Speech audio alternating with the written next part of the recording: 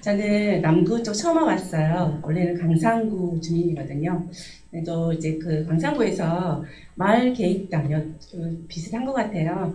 마을 계획단에서 한 3년 정도 계속 의제 발굴하고 또 마을 주민들하고 실행하고 그런 과정을 계속 마을에서 활동을 많이 했었거든요.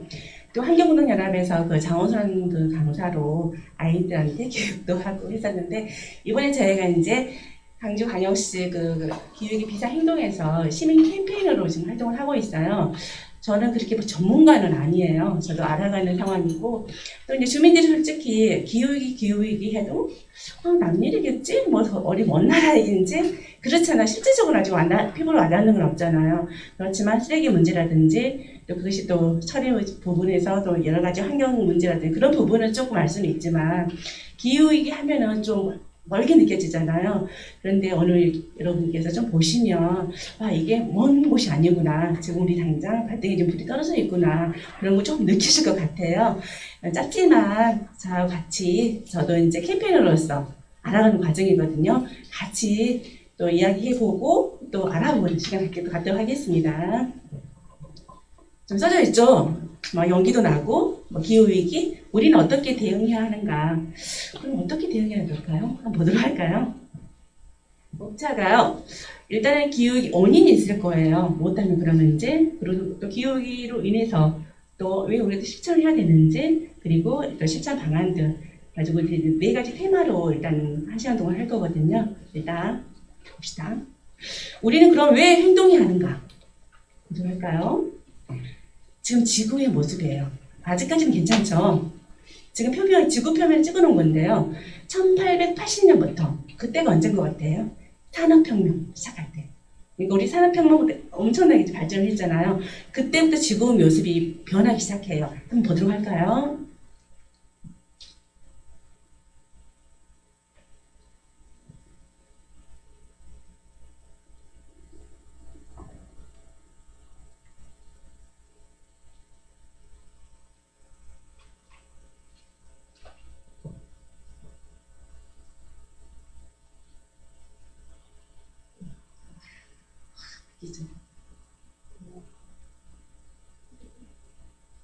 어때요, 여러분?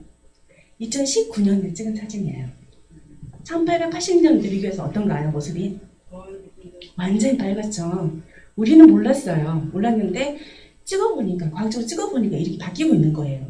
그럼 이렇게 쥐꺼지 불덩이가 돼가고 있잖아요. 이 불덩이가 가만히 있을까? 지금 아프잖아요. 너무 아프기 때문에 뭔가 예치고 있을 거란 얘기예요. 뭔가 신호를 보내고 있는데 우리는 그냥 무심코 지나가고 있어요. 애면하고 있잖아요. 어떤 신호를 보내고 있는지 한번 보도록 해요. 여러분 한번 봐봐요. 1, 2, 3, 4가 있어요. 어떤 면 같아요? 영화 같아요?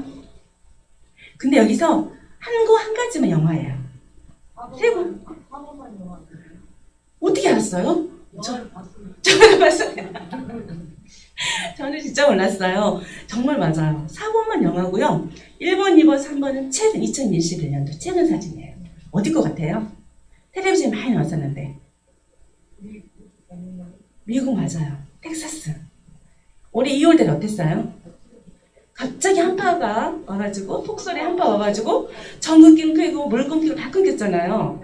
온실시대로 들어왔어요. 나무 베가지고 불 떼고 막 이랬잖아요. 이민파도 엄청 났죠. 그게 왜 일어났을 것 같아요? 지구 때문에 그래요. 지구 뜨거운 거예요. 북극 온난화예요.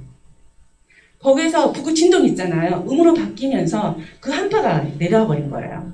그래서 미국 쪽으로 좀 와버린 거잖아요. 그랬던 부분 이렇게 외치고 있어요. 우리는 그냥 왜 그랬을까? 갑자기 추워졌나 보다 이게 아니거든요. 한 번 더 보도록 해요. 그럼 국내는 어땠을까요? 작년에 여러분 기억해요, 우리나라. 엄청 왔죠. 한 54일 정도 장마가 있었어요. 장마뿐이었나요? 작년에 우리 엄청 피해 많이 봤어요. 수해복구 많이 다녔거든요.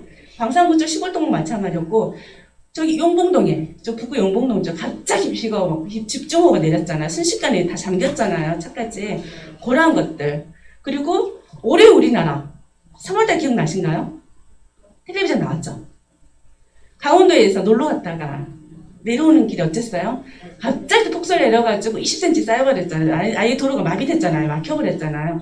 그런 현상들. 순식간에 예측하지 어떻게 국가에서 시스템 어떻게 할 수가 없어요. 예측 불가하게 순식간에 오는 거잖아요. 이런 것들이 애국만 그런 게 아니라 우리나라도 지금 벌어지고 있는 상황이에요. 산불. 올해 우리 올림픽 경기할 때 아시죠? 터키에서 뭐 170 몇 개 주가 연속 계속 불이 나버렸잖아요. 터키뿐만 아니라 작년에 어땠어요? 또 미국도 마찬가지였잖아요. 계속 산불이 나고 또 호주에서는 어땠어요?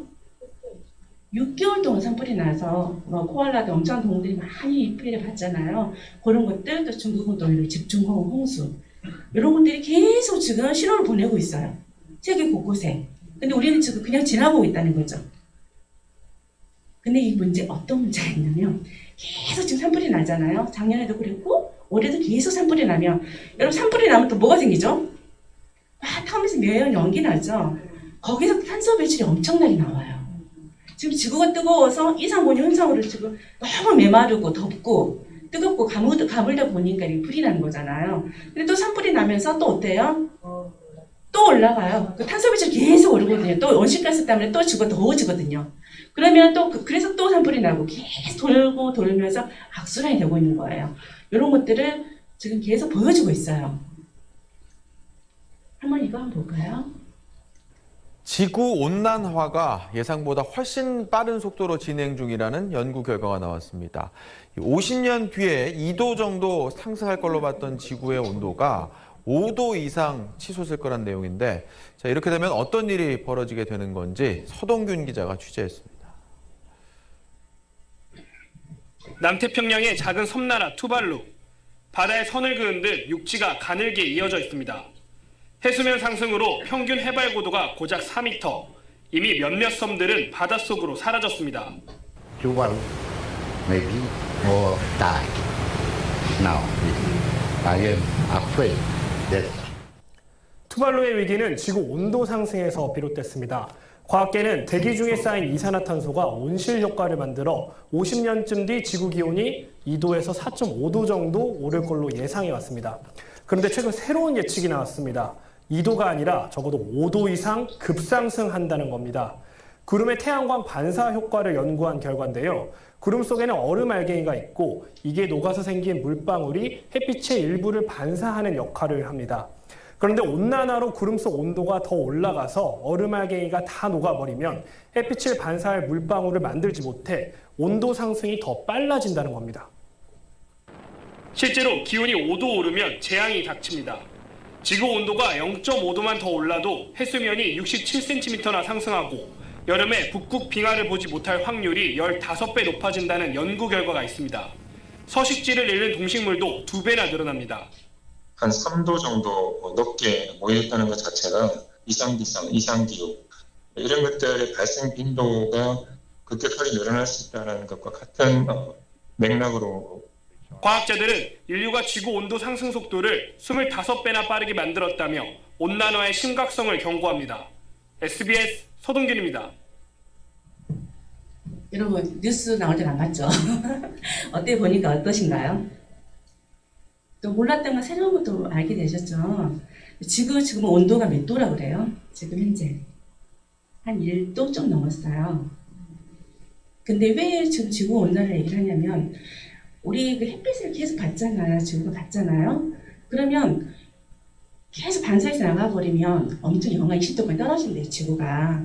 그런데 어느 정도 온실가스는 있어야 돼요. 그게 온실 효과를 만들어주거든요. 그래서 우리가 살만한 지구가 되잖아요. 근데 그 온실가스가 너무 많은 거예요. 과도하게. 그러다 보니까 이제 지구가 너무 뜨거워지잖아요. 근데 5도 되면은 사람 살 수가 없을 것 같아요. 지금 1.7도 정도, 1.07 정도 되는데도 지금 이런 현상들이 벌어지잖아요. 5도 되면 아마 사람 살 수는 없을 거예요. 그러니까 이런 것들을 지금 뉴스에서도 얘기를 하고 계속 해주고 있어요. 근데 집에서는 그냥 그런가 보다. 그냥 스쳐가잖아요. 뭐 별일 아니겠지 이렇게 넘어가잖아요. 근데 연구를 계속 하고 있고 근데 뉴스에서도 얘기를 하고 또 날씨도 보여주고 하는데도 우리 시민들은 어때요? 주민들은 그런가 보다 하고 넘어가잖아요. 이게 이제 문제가 되는 거예요. 이게 어떤 거냐면 과거 80만 년 동안의 그 이산화탄소 농도와 기온 관계예요. 여러분 쭉 보면은 그 파란색 그어진 거 보면 녹색 300ppm 있잖아요. 여기 선을 넘지를 않았어요. 옛날부터 계속 이 수준이었거든요. 이 수준. 근데 1800년부터 산업혁명으로 쭉 올라가잖아요. 근데 지금 2021년도 3월 달에 417ppm 돼버렸어요. 근데 과학자들은 얘기를 해요. 450ppm 되면 사람이 살 수가 없을 거라고. 근데 여기서 400ppm 얘기를 하는 건 어떤 거냐면 저기 나왔죠.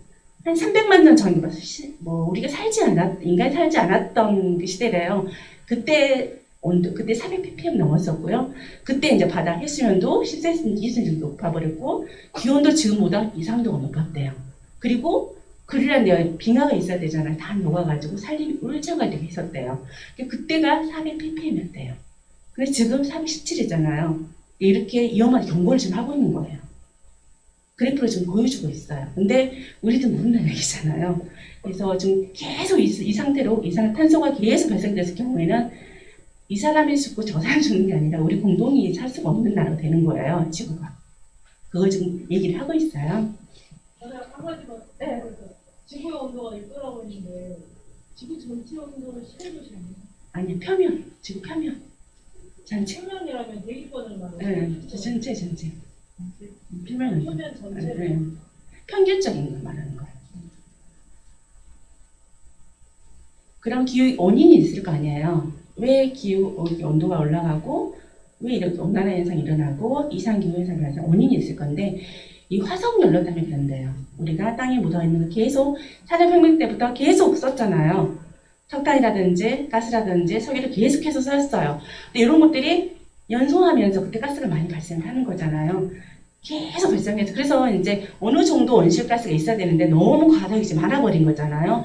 그래서 이렇게 기후변화가 일어나면서 많은 지금 현상들을 보여주고 있는 거예요. 그래서 요즘 탈탄소 많이 하잖아요. 탄소 중립해야 된다, 탄소 배출 안 해야 된다 그런 얘기를 지금 여기서 보여주고 있는 거예요. 그럼 화석연료 그 배출량을 보면은요, 여러분 쭉 보다 보면 거의 밑에 있잖아요. 현재까지 계속 있죠. 1800년도 조금씩 오르잖아요. 근데 2000년대 가까이 되면 어때요? 엄청나게 올라버렸어요. 그래서 탄소 지금 배출 대비하는 그게 순식간에 사라진 게 아니라 300년, 400년, 몇천 년만 계속 쌓여있다 가잖아요. 없어지지 않고. 그게 이제 문제인 거예요.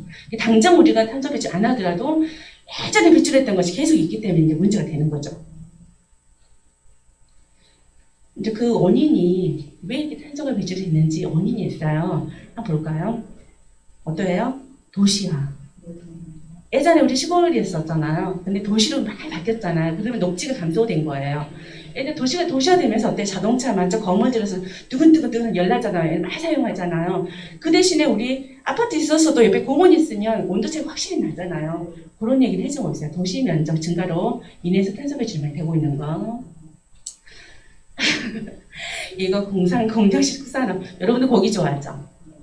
예전처럼 고기 한두 마리 키워가지고 지금 수요를 충족할 수가 없대요. 너무 많이 먹기 때문에. 그래서 공정식으로 지금 가축을 기르고 있어요. 이제 어떤 게 문제가 되냐면 저렇게 하다 보니까 가축을 기르기 위해서 어때요? 사료를 재배를 해야 되잖아요. 그러다 보니까 아마존 열도 다 우선 불로 태우고 파괴를 하고 있어. 산림을 파괴하고 있는 거예요. 그러면서 가축을 먹이기 위해서 옥장을 만들고 이제 재배를 하는 거죠. 그러면서 또 탄소 배출이 되고 있고, 또 이제 가축을 어때요? 저 밑에 보면은 가축을 기르기 위해서 우리가 생산 단계에서부터 그 발생한 탄소 배출이 교통수단 전부 합한 것보다 훨씬 많은 거예요. 온실가스 배출이.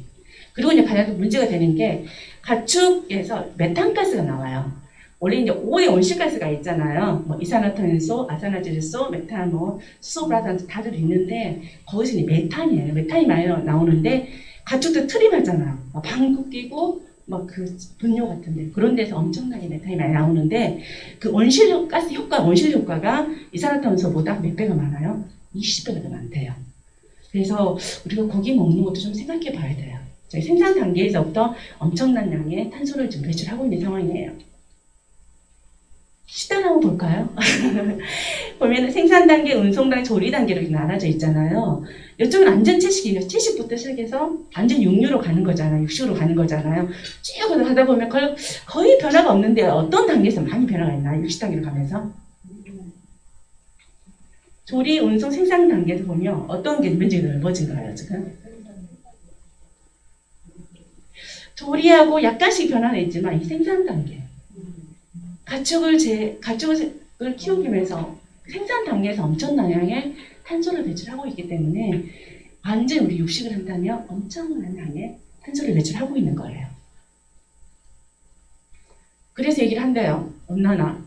화석연료 지금 다 끊어도 우리가 이대로 간다면 어때요? 방법이 없대요.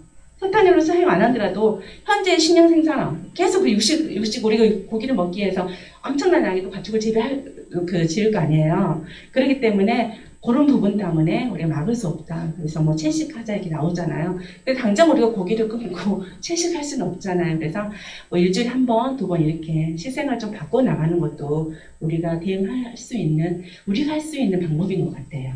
그런 것들을 얘기해주고 있어요. 또 인구 증가해요. 우리가 사는 평균보다 잘 살다 보니까 어떻게 해요? 수명이 많이 늘어났잖아요. 그러면서 인구 급속도로 증가해요. 그런데 이제 쓰레기 문제죠. 음식물 쓰레기 문제죠. 적당량 먹고 적당하게 하면 되는데 너무 많이 버리잖아요. 그래서 음식물 쓰레기 버리는 거 저거 처리하면서도 온실가스 많이 나오거든요. 그런 문제. 그러니까 식생활 문제도 좀 나오고 있어요. 그리고 이제 이런 탄소 배출로 인해서 지금 여러 가지 현상들이 보여지고 있잖아요. 어때요? 극심한 가뭄, 극심한 폭염 뭐 이렇게 오잖아요. 한쪽은 물이 없어요, 이제. 계속 가뭄에 어때요? 폭염이 쏟아져버리면 물이 없잖아요. 또 한쪽은 어때요? 집중 오면서 홍수가 나잖아요. 또 그러면서 더 자기 살 동네가 없어지잖아요. 이런 것들을 저희 기후난민 얘기를 해주고 있고, 특히나 지금 해수면이 상승하다 보니까 투바루 같은 데 계속 잠기고 있잖아요. 그런 잠기는 나라들이 많아질 거라는 거. 특히 우리 부산도 위험하다고 그런 얘기를 하고 있잖아요. 그래서 나중에는 기후난민들이 많이 생겨난다는 거죠. 그리고 올해 우리나라도 보면 어때요? 여름에 너무 더웠죠. 열돔 현상이라고 했잖아요. 완전 거기에 갇혀져 있었잖아요. 너무 뜨겁다 보니까 농사가 잘 됐을까요? 안 되잖아요. 또 가을은 또 어땠어요? 계속 비가 왔어요. 추수를 해야 되는데 계속 비가 왔잖아요. 또 엄청 비를 보잖아요. 이러다 보니 나중에는 식량이 엄청 부족할 거라 그런 얘기를 하고 있어요. 그리고 또 이러한 것들이 또 기후 변화에 그런 위기를 소외계층에 집중될 거라는 거죠. 왜냐하면 잘 사는 사람, 잘 사는 나라는 어떠한 재력이 있고 어떠한 시스템이 있어요. 그렇지만 못 사는 사람, 또 못 사는 나라 같은 경우에는 돈도 없잖아요. 그리고 그 제대로 된 시스템이 없어요. 그러다 보니 갈수록 부익부, 빈익빈은 더 심해질 거라 기후위기에서 그런 얘기를 하고 있어요. 그러면 실천의 필요성, 왜 그러면은 우리가 시작해야 되는지, 우리 시민들이, 주민들이 마을에서 해야 되는지 그걸 보여주는 거예요. 한 번 더 보도록 할까요? 말씀 들어보니까 산불이 이제 뭐 지역과 나라를 가리지 않고 계속 발생하고 있는 것 같은데 맞습니까? 네, 맞습니다. 표면적으로는 그 발생의 원인이 실화 아니면 방화라고 하는데 과학자들은 본질적으로는 기후변화 때문이다라고 하고 있습니다. 또 최악의 산불은 시작도 안 했다. 또 아직 절정에 이르지 않았다면서 경고를 쏟아내고 있습니다. 이런 가운데 유엔 산하 기후 협의체인 IPCC가 기후 변화에 대한 과학적 근거를 담은 실무 보고서를 내놨습니다. 2013년 5차 보고서 이후에 8년 만인데 지구의 평균 기온은 산업화 이전보다 약 1.1도 정도 높아졌는데 파리 협정에서 약속한 기후 재앙의 마지노선 이게 1.5도입니다. 이 1.5도까지 이제 0.4도 정도밖에 남지 않았습니다. 마지노선이 1.5도다, 0.4도가 남았다면 시간으로 따지면 얼마나 남았겠습니까? 이번에 내놓은 보고서에서는 2040년이라고 했거든요. 그러니까 1.5도 선 이걸 막아야 된다고 했는데 이게 뚫리는 게 확실해진 겁니다. 그리고 그 시기 자체도 이전 보고서에서보다 10년이나 당겼습니다. 와, 지구 날씨가 그야말로 더 극한으로 치닫게 되는 겁니까 혹시? 맞습니다. 정확하게 그렇고요. 특히 극한으로 치닫는 날씨 보면 폭염은 8배 이상. 지금보다요? 네. 그리고 집중호우나 가뭄도 2배 안팎, 곧 벌어질 평균 기온이 1.5도 이상 높아지면 벌어질 일입니다. 특히 이번 보고서가 갖는 중요한 의미 중에 하나는 이처럼 덥고 비 많이 오고 불 나고 이게 다 사람 때문이다. 인간이 원인이라고 단정적으로 명시했다는 점입니다. 전문가 얘기 들어보시죠. It is unequivocal that human influence has warmed the atmosphere, ocean, and the land. Climate change is contributing to increase in extreme heat, heavy precipitation event, and the drought. 어떻게 잘 보셨어요? 어떤가요? 심각하죠. 이번에 그 IPCC 보고 6차 보고서가 나왔잖아요. 그러니까 그게 이제 유엔 산하기구가 기후변 협의체예요. 그러니까 그 예전에 파리 협정에서 1.5도가 너무 안 된다고 마지노선을 정했거든요. 그러니까 2013년 5차 보고서 때는 2050년 되면은 1.5도가 될 것이다. 그래서 우리가 대응을 해야 된다 해서 지금 우리가 탄소 중립을 한다고 지금 계속 나오잖아요. 어때요? 우리나라 2050년 탄소 중립을 하겠다 했어요. 세계적으로 그랬었잖아요. 그것 때문에. 근데 우리 광주는 어땠어요? 2045년도에 탄소 중립을 하겠다고 했어요. 근데 우리가 지금 안 움직이고 있잖아요. 어떻게 탄소 중립을 할 건지 저도 궁금해요. 45년 한다고 하는데 어떻게 중립을 할 것인지 저도 궁금하거든요. 근데 지금 이번에 2040년도에 1.5도가 될 거라고 해버렸어요. 이번 보고서에서. 그럼 10년에 당겨진 거예요. 우리가 2050년에 탄소 중립한다고 했는데 더 당겨야 된다는 얘기죠. 광주는 45년도 했는데 더 당겨야 되겠잖아요. 40년 1.5도 된다는데. 그리고 이 탄소 배출 남 얘기라고 했어요. 근데 이번에 이제 확실하게 얘기를 했어요. 인간이 문제라고 했어요. 인간이 활동하는 거, 살고 있는 거, 모든 그 활동의 원인이 인간이라고 했어요. 인간이 활동하면서 더 모든 탄소 배출이 나온다고 얘기를 했거든요. 그게 원인이라고 이번에 얘기를 했어요. 그래서 어때요? 이제 심각하잖아요. 2040년 우리 그때 살아있겠죠? 그죠? 몰라요. 근데 우리 아이들은 어떡하라고요? 그잖아요. 아이들은 어떡해요? 어른들이 다 이렇게 배출해놓고 아이들은 너무 힘들잖아요. 이제 사는 게. 그렇죠? 이번에 이제 자세히 지금 나와 있죠? 2013년 5차 보고서에서 그때가 0.78도셨어요. 지구 온도가. 근데 이제 이번에 1.09도시 됐잖아요. 그리고 이번에 그때 그 18년도에 13년도에는 2050년도 1.5도 될 거라고 했는데 이번 6차에서는 2040년도에 된다고. 그래서 10년이 이제 앞당겨졌어요. 그래서 우리 발등이 지금 떨어졌어요. 누구 사는 게 아니라 공동체가 다 죽어요. 진짜 안 그래요? 그러니까 무슨 재앙이 있는 게 아니라 진짜 공동체. 우리 전부 다 누구 하나가 아니에요. 그죠? 근데 갑자기 지금 이런 얘기를 하다가 에너지도 추갔어요. 뭐 OECD 국가 중에서 재생 가능 에너지 비중 최하위다. 왜 이 그래프 갑자기 나왔을까요? 근데 일단 보죠. 우리나라 어디가 있나요? 저증 있죠. 이게 재생 가능 에너지가 뭐예요? 지속 가능 에너지거든요. 자연에서 얻는 거, 태양광이라든지 풍력이라든지 수력이라든지 그걸 말하는 거거든요. 근데 지금 화력발전소 문제가 있잖아요. 화력에는. 근데 우리가 탄소 배출, 우리 이상 탄소 배출하는 거 어떤 부분에서 가장 많을까 생각해. 우리가 해봤거든요. 조사를 해봤거든요. 근데 에너지 부분에서. 이 에너지 부분에서 87%를 차지하는 거예요. 탄소 배출이. 가장 많아요. 그래서 그럼 어떻게 에너지 부분을 전환시켜야 될 거 아니에요. 지금 현 상태에서 쓰던 것을 다른 걸로 이제 바꿔야 되잖아요. 에너지로 바꿔야 되는 거거든요. 그래서 다른 나라, 부유국 나라들은 지금 계속 바꾸고 있어요. 에너지를 바꾸고 있거든요. 탈탄소를 하면서 다른 걸로 재생 가능 에너지를 바꾸고 있는데 우리나라는 아직 미미하다는 거죠. 너무 꿀팁이죠. 그죠? 이런 걸 보여주고 있어요. 그럼 우리 광주예요. 여러분 전력 자립도가 뭐죠, 여러분? 맞아요. 그럼 맞아. 우리 지역에서 사용하는 전기를 직접 생산해서 쓰는 거예요. 근데 광주 전력 자립도는 몇 도인가요? 얼마예요? 5.9. 너무 거의 미비하잖아. 만약에 100을 필요한데 우리 광주가 에너지 사용하는 100이 필요한데 우리는 몇이에요? 직접 생산하는 거 500이 안 되는 거예요. 그러면 95는 어떻게 해요? 다른 집 다 빌려서 쓰는 거예요. 그럼 우리 전기 어디서 가져가죠? 영원자 핵 분열이거든요. 근데 영광에도 가지고 있어요. 우리 가까운 데가 여수 화력발전소도 있는데 너무 미미하다 보니까 그쪽 쓰는 것도 부족해요. 가지고 못하고 우리 영광에서 지금 가져오는데 이게 어떤 게 이제 문제가 되냐면 지금 에너지는 중앙 집중형이거든요. 발전소에서 생산을 해서 도시로 다 보내주고 있잖아요. 그럼 여러분은 어떻게 여러분이 영광에 산다든가 뭐 여수에 산다든가 기분이 어떨 것 같아요? 성길 나죠. 우리 이것밖에 안 필요한데 다 도시로 막 서울로 막 다 보내잖아요. 광역도시 보내고 있잖아요. 그래서 그러니까 요즘 문제에 나오는 게 에너지 불평등에서 얘기를 되게 많이 하고 있어요.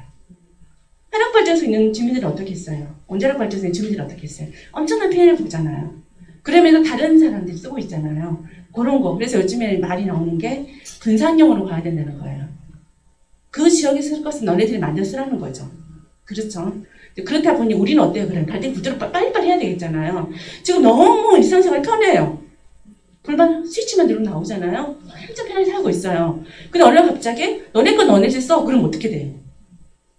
그렇죠. 그래서 강주가 아주 좀 시급하다는 얘기를 그래프를 좀 보여주고 있어요. 그래서 요즘에 강주 아리백 시민클럽 모집도 이렇게 하고 있고 일반 시민들이 가입도 하고 있어요. 그게 뭐냐면 아리백이라는 거 뭐죠? 써져 있죠. 기업이 사용하는 전력 100%를 전에는 이제 2050년에 탈탄소를 한다기 탄소 중립을 한다고 했잖아요. 그렇기 때문에 2050년까지 풍력, 태양광 등 재생 에너지 전력으로 충당하겠다는 목표 국제 캠페인이에요. 그러니까 우리나라만 한 게 아니라 지금 전 세계가 지금 하고 있어요. 그래서 아리백을 하고 있는데 그러면 기업인하고 국가에서 하는 건가? 그게 아니라 우리 시민들도 우리 지역이잖아요. 이제 마을에서 해야 되잖아요. 그래서 우리 시민들도 해보자는 거죠. 직접. 왜냐면 요즘에 많이 하잖아요. 자기 집에 아파트 베란다에다가 태양광 조금만 설치하신 분도 계시잖아요. 이게 소규모로 갈 수밖에 없어요. 지역에서. 그래서 그런 클럽들을 만들고 이렇게 시민 클럽 모집도 하고 활동도 하고 있고 강주도 뭐 있잖아요. 시민 발전소도 있고 강주 뭐 햇빛 발전소도 있거든요. 그렇게 지금 움직이고 있어요. 그러니까 우리들도 좀 이제 좀 깨어나야 될 것 같아요. 그죠? 지금 이게 툰베리라고요. 여러분도 보셨을 거예요. CNN 아이잖아요. 학교를 가지 않고 이렇게 그 캠페인을 하고 막 했었잖아요. 어른들이 해놓은 거 우리가 너무 힘들다는 거죠. 그거 한번 보시겠어요?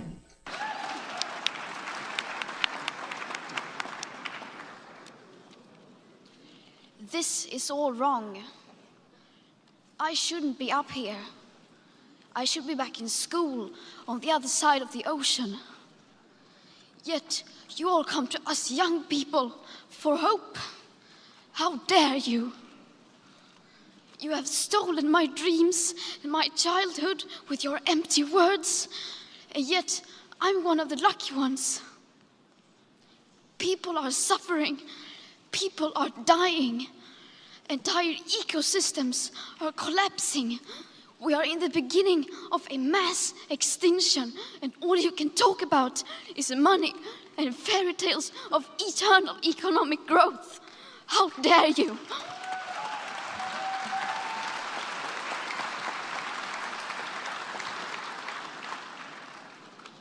For more than 30 years, the science has been crystal clear. How dare you continue to look away and come here saying that you're doing enough when the politics and solutions needed are still nowhere in sight? You say you hear us and that you understand the urgency. But no matter how sad and angry I am, I do not want to believe that.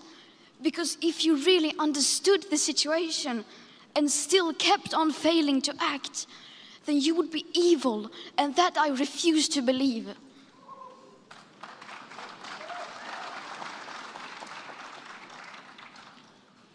The popular idea of cutting our emissions in half in 10 years only gives us a 50% chance of staying below 1.5 degrees and the risk of setting off irreversible chain reactions beyond human control.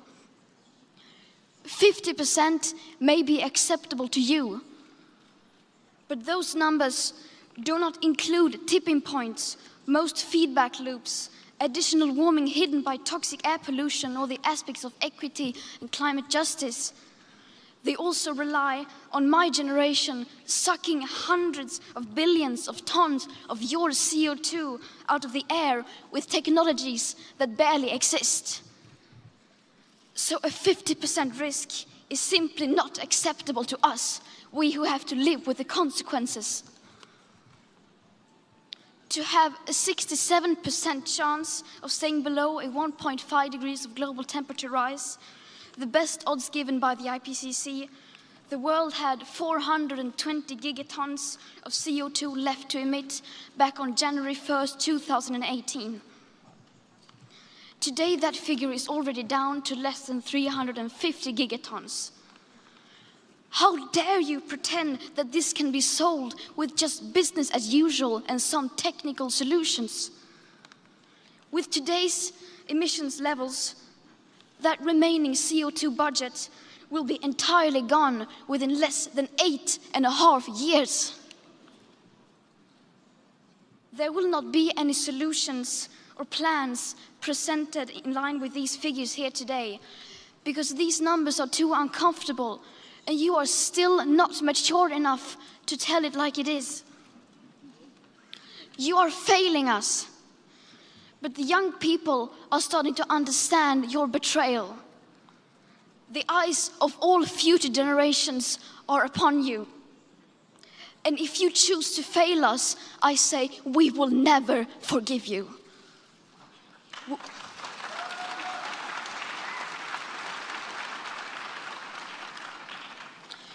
We will not let you get away with this. Right here, right now, is where we draw the line. The world is waking up, and change is coming whether you like it or not. Thank you.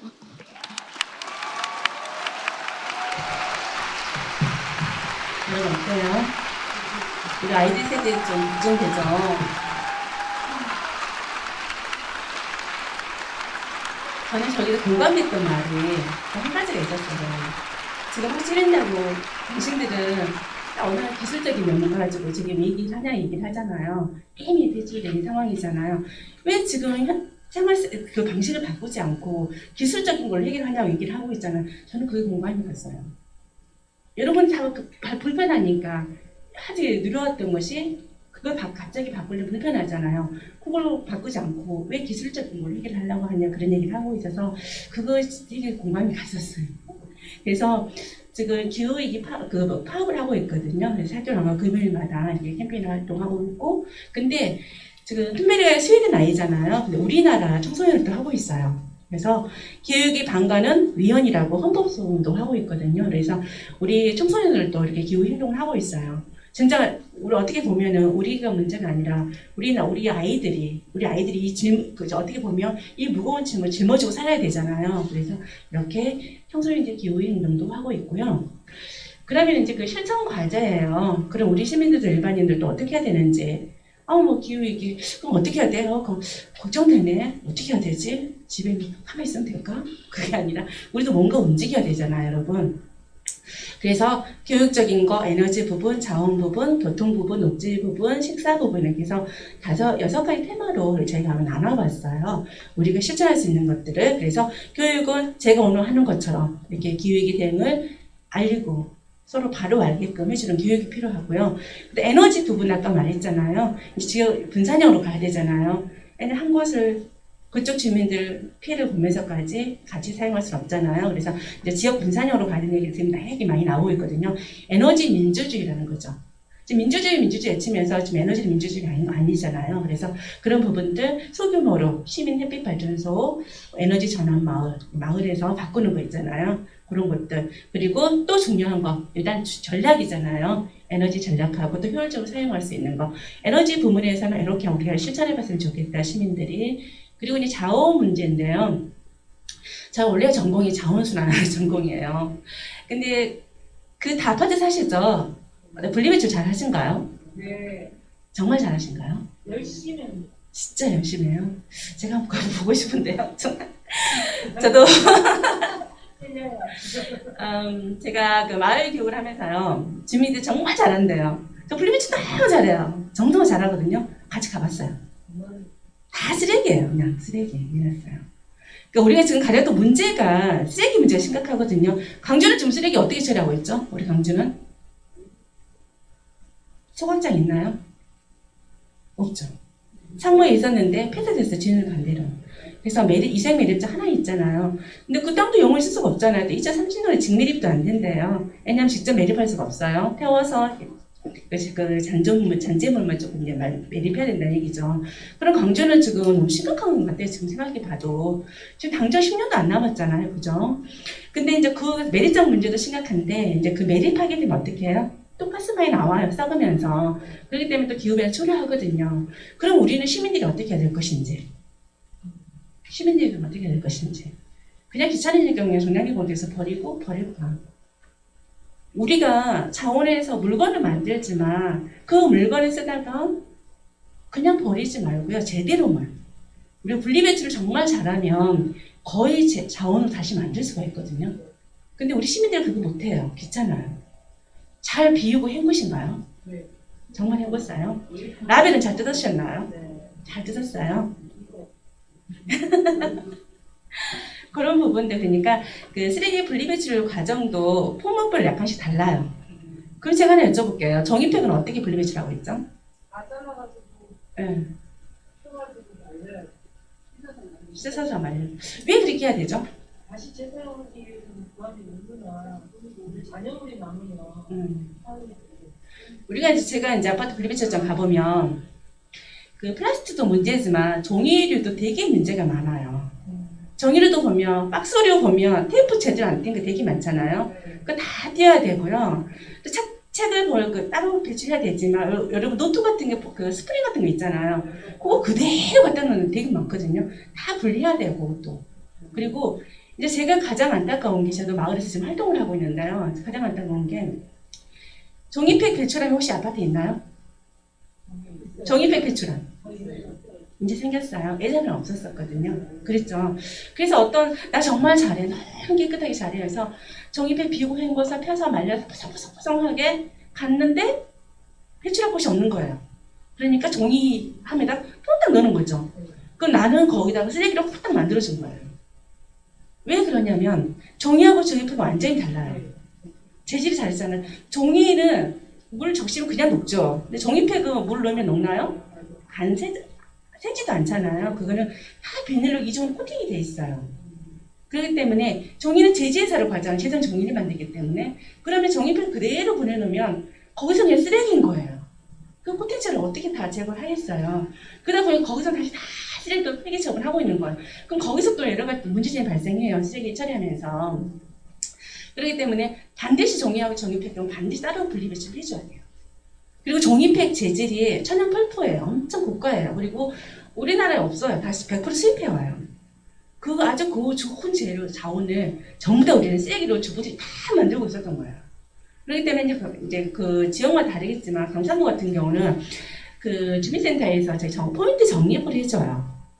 그러니까 만약 아파트에서 배출함이 없었을 때는 이렇게 말려서 가지고 가면 다 포인트 적립해서 뭐 건전지, 화장지, 뭐 종량제 봉투까지 다 이렇게 나눠주고 있거든요.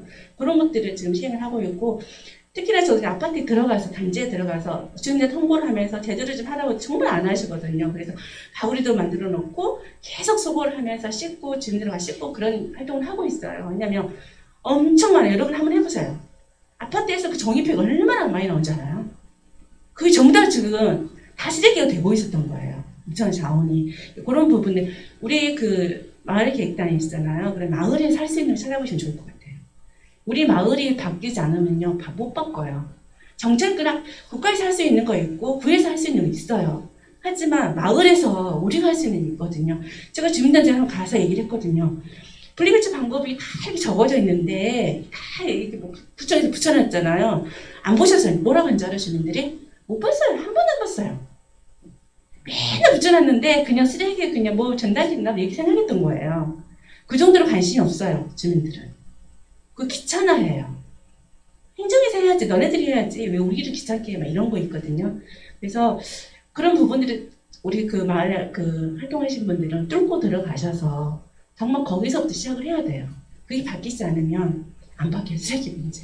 그래서 자원 부분에서는 그런 부분들을 정말 시작해야 되지 않을까. 할 수 있는 거잖아요. 우리 일반 주민들이 할 수 있는 거잖아요. 그거 실천하면 좋을 것 같고요. 그래서 음식물화 개선 적당히 먹고 강주 제일 많이 버리잖아요. 음식물 쓰레기도 아시죠? 너무 많이 차려가지고 너무 많이 버리잖아요. 그거 문제 지금 되고 있거든요. 그래서 실생활 좀 개선도 해야 되고 있고요. 교통도 지금 대중교통 이용하자, 자전거 이용하자가 나오잖아요. 지 혼자 뭐 집집만 세대 내도 이러잖아요. 그러면서 또 온실가스 많이 매우 발생하고 또 어떻게 해요? 미세먼지 원인이 되기도 하고 또 온실가스잖아요. 지구 또 온난화 영향 되잖아요. 그런 것들. 그리고 도시 녹화 저는 되게 좋았던 게 예전에 저희 뭐 식목일에 나무 심고 있잖아요. 요즘도 신나 그게 좀 없어졌잖아요, 많이. 근데 요즘 그게 좀 다시 나와야 될 거예요. 그러니까 도시 녹화, 그러니까 산소가 이렇게 배출을 하게 되면 나무에서 많이 흡수를 하거든요. 그래서 이제 저희도 이제 마을에서 활동하면 공원들 있잖아요. 공원도 우리도 되게 많이 활동해요. 아이들도 돌아다니면서 엄청 소중한 거라면서 요즘에 텃밭 같은 것도 하고 꽃도 심고 하잖아요. 그런 것도 마을에서 하면 좋을 것 같아요. 우리 마을에 남아있는 숲을 잘 보호하고 계속 저기 하는 거 쓰레기를 속으로 놔두지 말고 잘 자랄 수 있게끔 또 거기다 나무도 심고 이런 것도 도시 녹화사 이것도 하셔도 우리가 또 할 수 있는 거잖아요. 그런 것들. 그리고 식사 또 나와요. 우리 어쨌든 공장식 축산 엄청 심각했잖아요. 그래서 정말 고기 좋아하지만 이렇게 계획표 작성해서 우리 집은 일주일에 매도일은 채식하는 날이야. 그리고 맛있게 할 수 있잖아요. 그렇게 실천해 나가는 것도 중요할 것 같아요. 그래서 우리 시민들이 우리가 할 수 있는 것들 찾아서 나 먼 얘기만 느껴지고 남 얘기가 그런 게 아니라 내가 할 수 있는 것부터 찾아서 하면 좋을 것 같고 내가 할 수 있는 게 자원순환이에요. 자원순환 잘할 수 있게끔 깨끗하게 배출하는 것. 그것만 조금 이따 또 나올 거예요. 지금 나왔죠? 분리배출의 4대 원칙이 있어요. 홍보티 요즘 텔레비 많이 나오죠? 반드시 비우고 반드시 헹궈야 되고 안에 찌꺼기가 썩잖아요. 그리고 라벨을 반드시 분리하고 또 섞지 않고 따로따로. 요즘에는 또 플라스틱 여러 가지잖아요. 플라스틱 종류 되게 많거든요. 불투명. 근데 이제 우리가 정말 할 수 있으면 플라스틱도 따로 하면 되게 좋아요. 페트도 원래는 플라스틱 제품이에요. 플라스틱 좋은 재질이거든요. 근데 플라스틱 PP, PS, P 여러 가지예요. 근데 많게는 600가지 이상 넘는다고 그래요. 근데 우리나라는 7가지로 보면은 여기 페트로 이렇게 적어져 있잖아요. 그 플라스틱 없죠. 플라스틱 제품 보면은 플라스틱 써져가지고 밑에가 PSP 돼 있는 거 있을 거예요. 그러니까 자원 재활용도 물질 재활용도 같은 재질이었을 때 가능한 거거든요. 섞여 있으면 안 돼요. 그렇기 때문에 정말 우리가 아파트에서 잘할 수 있으면 플라스틱도 PE 제품, PP 제품, PS 제품, 또 페트 제품, 또 촌피트 이렇게 따로 할 수 있는 거. 그게 가장 좋거든요. 근데 지금 안 하잖아요. 오로지 하는 거 국가에서 의무적으로 하라고 그래가지고 투명 페트병만 지금 하고 있잖아요. 그 작년 12월 달부터 해가지고 올해는 의무돼가지고 벌금을 잖아요. 아파트 벌금을 잖아요 지금. 그래서 투명 페트병만 하고 있고 다른 모든 플라스틱 어때요? 통합적으로 좀 하고 있잖아요. 그리고 그거 선별장 가셔서 전부 다 다시 또 분류를 하잖아요. 플라스틱 가면 또 그 세척하고 카드 작업하면서 또 이렇게 분류를 하고 있는데 그게 과연 쉬울까? 생각이 되잖아요. 그래서 요즘에 아파트 어떤 주민은 그런 얘기 하더라고요. 제가 이제 활동하다 보니 투명 페트병은 자원이잖아. 네. 왜 플라스틱 보니까 전부 쓰레기 상태 나와 있는 거예요. 라벨 전문이 안 되어 있고 안에 물질 전부 다 그 빨갛게 다 들어있고 나와 있어서 여쭤봤어요. 왜 이렇게 배출하는 거니까 그 마을에 그 아파트에서 활동하신 분이에요. 그 입주자 대표 막 그러신 분들이잖아요. 그래서 물어봤어요. 뭐라고 하시는지 아세요? 다 이거 매립장 할 거잖아. 쓰레기잖아. 그 쓰레기 뭐하러 내놓으셨어요? 그렇게 생각하고 있어요. 투명 페트병만 지금 너네들이 자원으로 가는 거고 이건 전부 다 쓰레기 매립장 할 거잖아. 그러는 거예요. 우리 다 돈 주고 배출하고 있는데 플라스틱 돈 주고 나갈까 봐요. 아파트에서.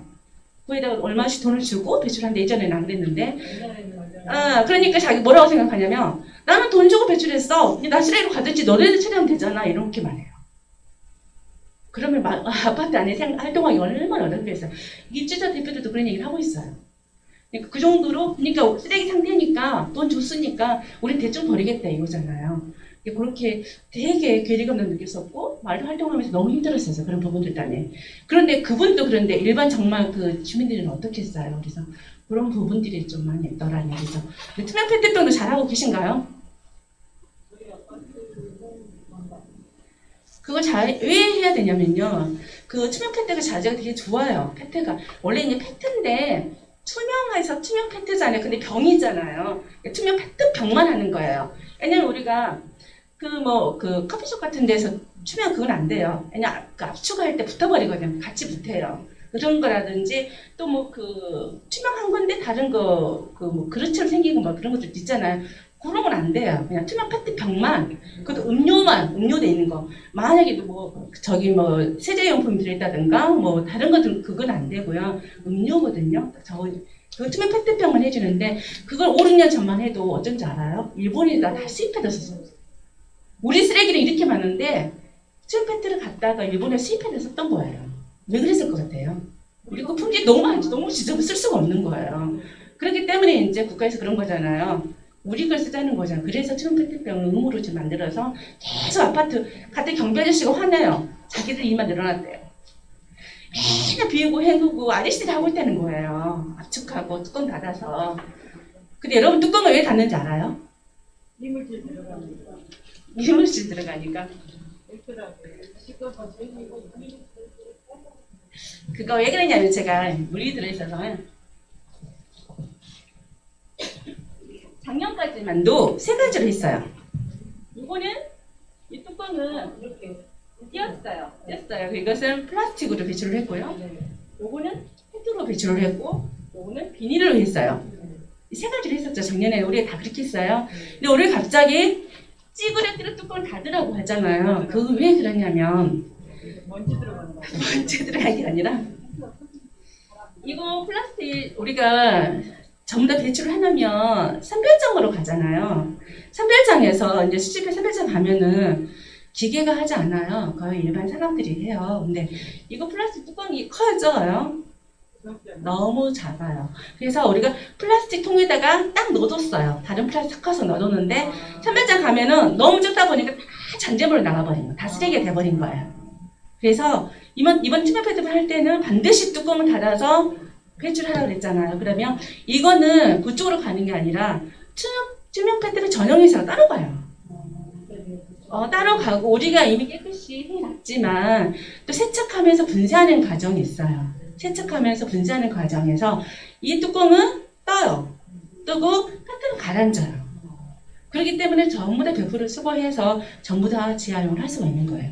그래서 반드시 뚜껑을 닫으라고 이번에 하고 있어요. 잘 모르셨죠?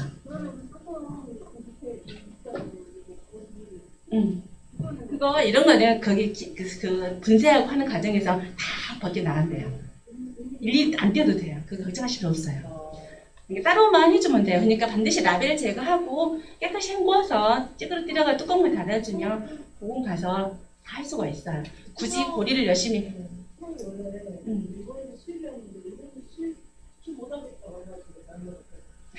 근데 여러분 이제 그것도 문제가 아니라 우리나라도 수출했었어요. 플라스틱 전부 다 동남아로 수출했었거든요.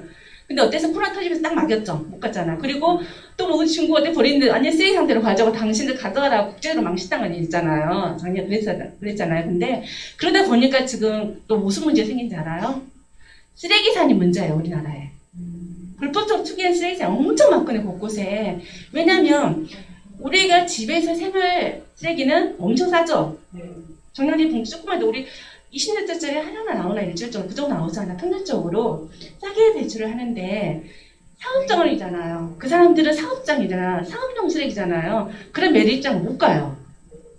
그럼 그 사람들 그 많은 것을 수출 못하고 싸워왔잖아요. 그럼 어마어마한 돈을 주고 따로 사서 가서 소각을 하든지 다른 방법 처리를 해야 돼요. 그러다 보니까 불법적으로 투기를 해가지고 우리나라에 의성 쓰레기산도 막 나왔었잖아요. 엄청나게 아주 시골 곳곳에 쓰레기산이 지금 많이 있는 상황이어서. 그래서 우리가 가장 우리들 할 수 있는 게 쓰레기 처리 문제. 이것을 제일 많이 쓰레기를 만들지 말고 정말 깨끗하게 잘해서 자원으로 만들 수 있도록 이것을 마을에서 하셔야 될 것 같아요. 움직여야 될 것 같아요. 이런 부분들. 그래서 반드시 비행 분석만 외우고 있으면 돼요. 비행 분석만 머리에 쓰면 비우고 헹구고 분리하고 섞지 않는다. 요것만 그래도 기본적으로 알고 계시면은 잘 할 수 있을 것 같아요. 이제 끝입니다. 지금이 아니면 내일은 없죠. 그죠? 기후위기 지금 말하고 당장 행동하라. 오늘 여러분들이 저하고 이야기마다 이야기 나눴잖아요. 그럼 돌아가셔가지고 동네에서 얘기를 하세요. 이렇더라 계속 퍼뜨려주라는 얘기죠. 그래서 서로 경각심 갖게끔. 그래서 이렇게 금요행동 하신 분들 계실 거예요. 이렇게 금요일마다 캠페인 하고 있잖아요. 이렇게 하고 있고 이 사람이 이런 말을 했어요. 지구상의 생물들 중 어느 한 종을 잃은 것은 비행기 날개에 달린 나사못을 빼는 것 같다. 나사못 빼면 어떻게 해요? 추락하겠죠. 그래서 어느 특정한 사람 누가 하는 게 아니라 지금 어때요? 기후위기는 우리 모두가 공동체가 해야 된다는 거죠. 그걸 지금 얘기하고 있어서 좀 다시금 깨닫고 싶어서 이러고 그래서 지금 기후위기 지금 당장 행동하라. 여기까지 오늘 마치도록 하겠습니다. 감사합니다.